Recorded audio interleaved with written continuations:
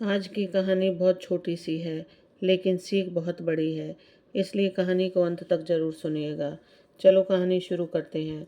एक धनी परिवार की कन्या का विवाह एक सुयोग्य परिवार में हो जाता है।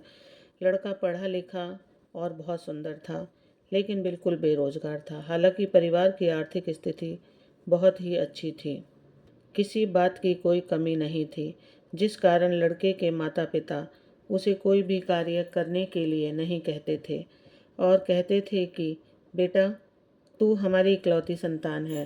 तेरे लिए तो हमने बहुत सारी धन दौलत जोड़ दी है, और जब हम कमा रहे हैं तो तुम्हें काम करने की कोई ज़रूरत नहीं है। तू तो बस मज़े कर। इस बात को सुनकर उस लड़के की पत्नी बहुत चिंतित रहती थी, मगर किसी से अपने मन की बात कह नहीं पाती थी।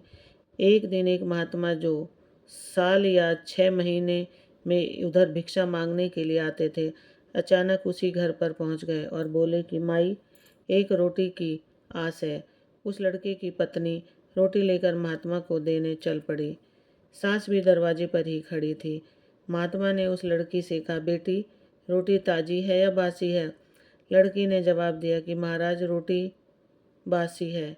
महात्मा चुपचाप कुछ देर खड़े रहे और कुछ देर बाद बोले कि बेटी, मैं रोटी उसी दिन लेकर जाऊंगा जिस दिन रोटी ताजी होगी। यह कहकर महात्मा वापस चले गए। सास वहीं खड़ी सब सुन रही थी। जैसे ही सास ने बहू की बात सुनी, वह गुस्से में बोली कि तुझे ताजी रोटी भी बासी दिखाई दे रही है? तू तो हमारी नाक कटवाने में लगी हुई है। लड़की कुछ नहीं बोली, जिस कारण उस दिन तो मामला रफा दफा हो गया। धीरे धीरे समय बीतता गया और कुछ समय बाद लड़की के पति को रोजगार मिल गया। अब वह लड़की बहुत खुश रहने लगी। कुछ दिन बाद पुनः वही महात्मा वापस फेरी लगाने आए और उस लड़की की ससुराल जाकर फिर से रोटी मांगने लगे। बहू महात्मा जी के लिए रोटी लाई तो महात्मा जी ने फिर से वही सवाल किया कि बेटी, रोटी ताजी है या बासी है? बहू ने जवाब दिया कि महात्मा जी, आज की रोटी एकदम ताजी है। महात्मा ने रोटी ले ली और खुश होकर लड़की को बहुत सारा आशीर्वाद देते हुए कहा कि सुखी रहो बेटी, तुम्हारा घर हमेशा ताजगी से भरा रहे। सास आज भी दरवाजे पर खड़ी सारी बातें सुन रही थी। अब उससे रहा नहीं गया। वह बहू के पास आई और पूछा कि बहू, मुझे एक बात समझा दे। उस दिन भी रोटी ताजी थी और आज भी ताजी है, फिर उस दिन ताजी रोटी को तुमने बासी क्यों कहा था? महात्मा जी पास ही खड़े थे। उन्होंने बीच में कहा, आरी माँ, तू नहीं समझेगी, तेरी बहू वास्तव में बहुत होशियार है। जब मैं पहले आया था तो इसने रोटी को बासी बताया था, क्योंकि यह उस समय तुम्हारे और तुम्हारे पति के द्वारा जोड़े और कमाए हुए धन से बनी हुई थी।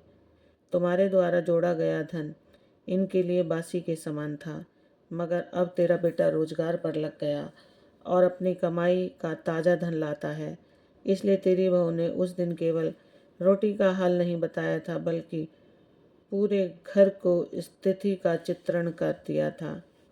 यह सुनकर सास महात्मा के पैरों में गिर पड़ी और गर्व से अपनी बहू को सीने से लगा लिया। दोस्तों, जीवन का सच यही है कि माता पिता की जोड़ी गई संपत्ति एक दिन काम जरूर आती है, लेकिन वह स्थायी समाधान नहीं होता। अगर हम जुड़े हुए धन पर ही निर्भर रहेंगे तो एक ना एक दिन खत्म जरूर हो जाएगा। इसलिए हमें ताजे धन की आस करके सदैव प्रगति के रास्ते पर आगे बढ़ते रहना चाहिए। राधे राधे।